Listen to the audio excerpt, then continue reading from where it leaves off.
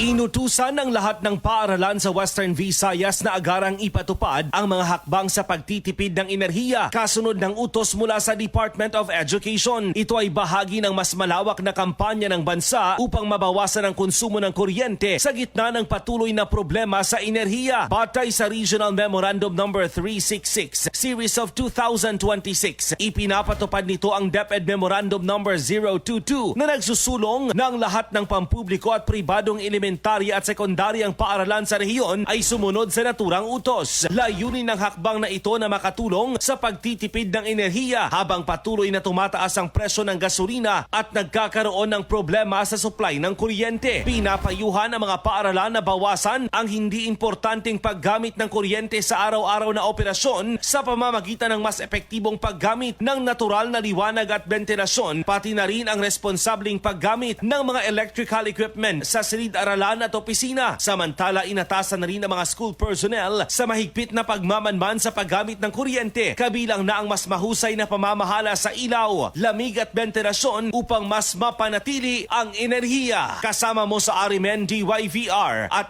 IFM Rojas, Idol Joshua Kenneth Anas, Tatak Arimen!